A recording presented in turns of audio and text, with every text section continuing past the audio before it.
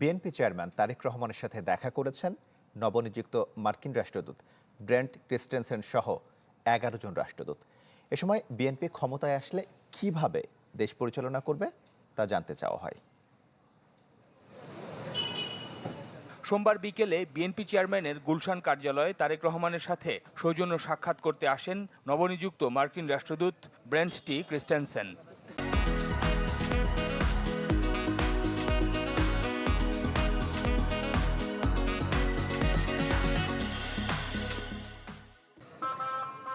প্রায় ঘণ্টাব্যাপী এই বৈঠক শেষে নিজের এক্স হ্যান্ডেলে ব্রেন্ট জানান, আসন্ন নির্বাচন সম্পর্কে তারেক রহমানের দৃষ্টিভঙ্গি জানতেই সাক্ষাৎটি হয়েছে।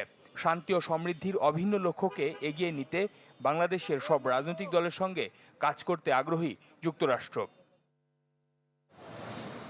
এরপর সাক্ষাৎ করেন ঢাকাস্থ ইউরোপীয় ইউনিয়নের রাষ্ট্রদূত মাইকেল মিলারের নেতৃত্বে Germany, France, Sweden, Spain, Denmark ও ইতালির রাষ্ট্রদূতরা।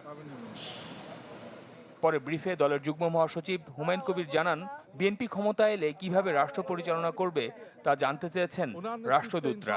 বাংলাদেশের জনগণের ম্যান্ডেট নিয়ে সরকার গঠন করলে বিএনপি কিভাবে কানাডা, যুক্তরাষ্ট্রের সাথে বাইল্যাটারাল রিলেশনশিপ স্ট্রেংথেন করবে এবং ইউর সাথেও আমাদের বাইল্যাটারালি এবং মাল্টিল্যাটারালি অনেক কাজ আছে যেগুলো আমরা অব্যাহত রাখবো। ইন্টারিম সরকারেরও কিছু প্রোগ্রেস আছে এখানে, তো এখানে আমাদের একটা কন্টিনিউটি থাকবে।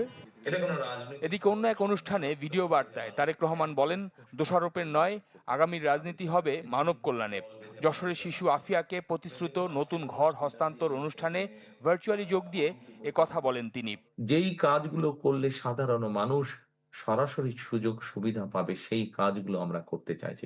অর্থাৎ রাজনীতিটাকে আমরা নিয়ে যেতে চাচ্ছি মানুষের উপকারের জন্য, বিশেষ করে মা বোনদের জন্য, বিশেষ করে ছোট ছোট বাচ্চাদের জন্য যারা একা হাসপাতালে যেতে পারে না, তারা যাতে ঘরে বসে মৌলিক যে চিকিৎসাগুলো সেই চিকিৎসা সুবিধা যাতে তারা পায়, সেই জন্য আমরা দেশে 1 লক্ষ স্বাস্থ্যকর্মী নিয়োগ করতে চাচ্ছি। তাদেরকে আমরা ট্রেনিং দিব এবং এই স্বাস্থ্যকর্মীরা গ্রামে গ্রামে যাবে।